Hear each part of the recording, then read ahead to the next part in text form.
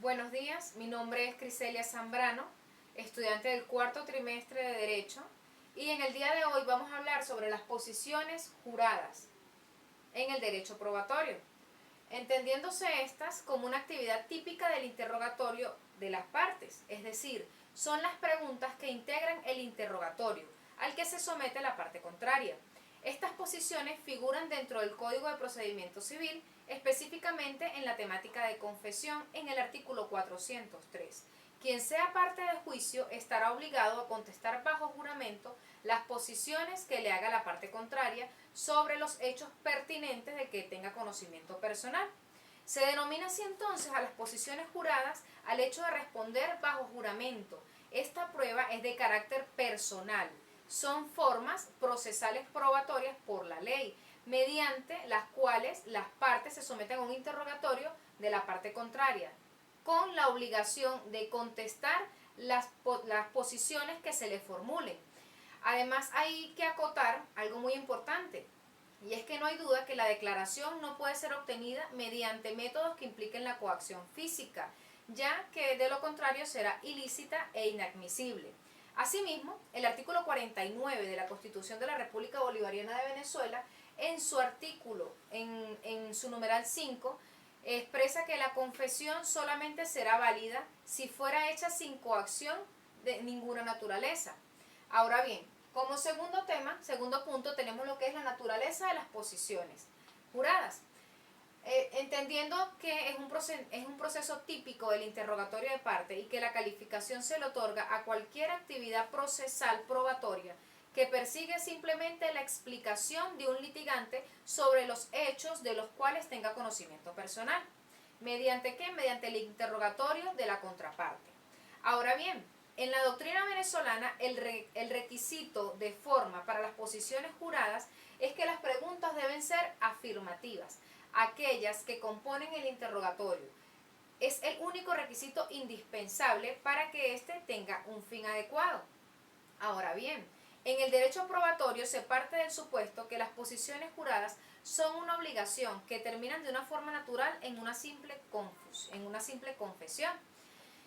Teniendo en cuenta estos puntos, también existe una disyuntiva relacionada a los artículos 403 del Código de Procedimiento Civil, que habla sobre la carga de absolver posiciones juradas, y el artículo 49 en el numeral 5 de la Constitución de la República Bolivariana de Venezuela. ¿Por qué? Porque en el primero, en el artículo 403 del Código Civil, expresa que toda persona tiene el deber de contestar bajo juramento, y el segundo indica que ninguna persona puede ser forzada a declararse culpable o confesar en su contra. ¿Sí? Tenemos lo que es la oportunidad para proponerlas. Está tipificado en el artículo 405 del Código de Procedimiento Civil. Expresa que desde el día de la respuesta del requerimiento, después de la demanda, hasta el momento de la promoción de los informes de las partes para la resolución, es decir, las posiciones juradas se pueden promover y evacuar en una etapa más amplia que la del periodo probatorio del proceso. Además, el artículo 520 del Código de Procedimiento Civil, donde expresa que las pruebas admisibles en segunda instancia, ¿sí? Aquí van a admitir otras pruebas, no admiten otras pruebas sino la de instrumentos públicos. ¿Cuáles son estas? Las deposiciones y el juramento decisorio. Además, cabe destacar que sí se puede evacuar una posición jurada después que se contestó la demanda. Puede inferir en que el demandante lo está promoviendo como medio de prueba conjuntamente con el libelo de la demanda. Siguiente punto, las posiciones juradas de personas jurídicas. En nuestra ley procesal existe disposición que regula la legitimación pasiva de las personas jurídicas en la práctica de las posiciones juradas.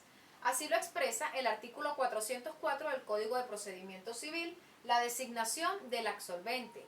El representante de la persona jurídica, mediante diligencia o escrito, puede designar a otra persona que absuelva en su lugar las posiciones por tener conocimiento directo y personal de los hechos de la causa. ¿Sí? La justificación para designar a otra persona es precisamente que sustituye por ser quien tiene el conocimiento personal de los hechos que se discuten en dicho litigio, aunque esto origina unas consecuencias, ya que si la persona designada desconoce de los hechos y eso queda registrado en acta, deberá la persona jurídica asumir las consecuencias de haber colocado a esta persona. A nivel probatorio también se hace una crítica constructiva, donde solamente se da este beneficio a las personas jurídicas, no se le da a las personas naturales, ¿sí? Ahora, ¿quiénes no están obligados a comparecer al tribunal para absolver? Se encuentra tipificado en el artículo 408 del Código de Procedimiento Civil, en la excepción de comparecencia, y en el artículo 495 del mismo código de las personas eximidas de comparecencia. En el artículo 408 indica que no están obligados las personas eximidas por la ley de comparecer a declarar como testigos. Asimismo, la norma también establece una excepción respecto a la comparecencia para absolver posiciones. Esto está tipificado en el artículo 495, como lo dije anteriormente, donde expresa que están eximidos el presidente de la República, los ministros, senadores, magistrados, los gobernadores, arzobispos, obispos y los integrantes del alto mando militar. También es importante destacar que las partes podrán pedir a las personas exceptuadas, como ya nombradas anteriormente, que contesten por oficio o por escrito, dirigido a quién, al tribunal. Los puntos del interrogatorio y las preguntas escritas presente la parte promovente o rendir su declaración ante el tribunal constituido como morada del testigo, debiendo entonces en ese lugar responder las preguntas que se le haga de forma responder las preguntas que le haga la otra parte de forma verbal. ¿Sí? Ahora, tenemos lo que es la evacuación de las posiciones juradas. Estas están tipificadas en los artículos 405 y 406 del Código de Procedimiento Civil. La excepción de comparecencia.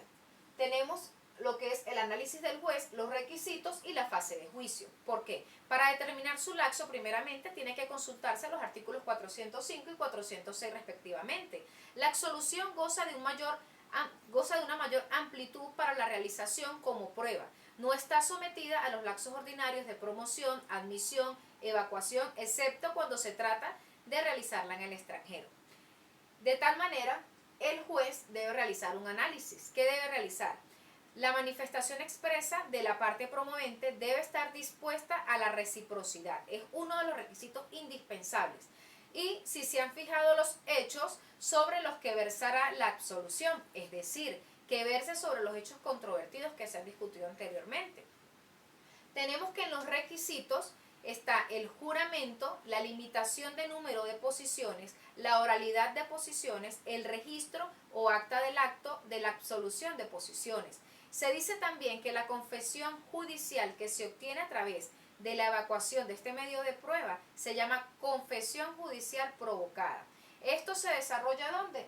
En el debate de juicio oral y público, específicamente en la fase de juicio, en la que se hace presente la oralidad, la inmediación, la publicidad y la concentración de todos los actos procesales. Se analiza la oportunidad procesal de la evacuación del interrogatorio, en este caso el juramento, la forma y contenido del interrogatorio, así como las sanciones que pueda dar lugar en caso de una falsedad de declaraciones. Siguiente punto. Primero aclaremos que ¿quiénes pueden ser llamados a absolverlo? Las partes, los apoderados por los hechos realizados, el nombre de su mandante, siempre que subsista el mandato y los representantes de los incapaces. ¿Sí?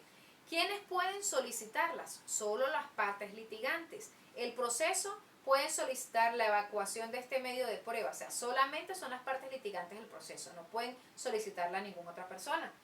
Tenemos ahora lo que es la apreciación, ¿sí? Los elementos relacionados, la sentencia, resultado de elementos de convicción. Tenemos que las posiciones serán apreciadas conforme a reglas legales que regulan tal prueba, las cuales dan facultad para hacer una libre apreciación de elementos relacionados con ella. Por ejemplo, la pertinencia, el perjuro, la prueba de contrario, hechos controvertidos de mérito de la causa y respuestas evasivas y no terminantes.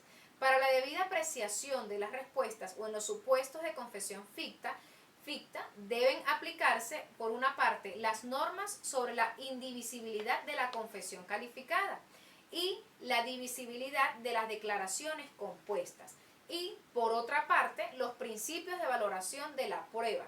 El juez, el principal protagonista de este litigio, tendrá que hacer uso del principio de exhaustividad, una valoración total de las pruebas existentes en el proceso a fin de apreciar como un todo generalizado, ya que la sentencia es el resultado de los múltiples elementos de convicción que se han presentado en esta fase de juicio oral y público. Como último punto tenemos lo que es la nulidad, tipificada en el artículo 406 del Código de Procedimiento Civil. Indica la reciprocidad de la prueba de posiciones juradas. La parte que solicite las posiciones deberá manifestar estar dispuesta a comparecer al tribunal, a absolverlas recíprocamente a la contraria, sin lo cual aquellas no serán admitidas. Tiene que existir la reciprocidad de las partes. Es uno también de los requisitos para que pueda ser admitida. Esto exige una manifestación de voluntad de comparecer para absolver posiciones de la parte solicitante. Sobre esta manifestación, el juez determinará la oportunidad de comparecer con base a este procedimiento la parte solicitada y se considera a derecho para absolver posiciones de manera que no es requisito su citación. Además de esto, debe admitirse que la nulidad del proceso no conlleva la nulidad de la confesión. Esto es muy importante destacarlo. Si esta se ha hecho de manera libre y espontánea y reúne todos los requisitos para su existencia y validez, puesto que se trata de una admisión de hechos. Esto es algo muy importante que acotar. Claro, ojo, siempre y cuando esté revestida en el acta de carácter de instrumento público. ¿Cuál es uno de los requisitos? Tiene que estar firmada por el juez, el secretario y el absolvente. Esta ha sido toda mi exposición. Espero que les haya sido de su agrado y que hayan valorado la información. Que tengan un buen día.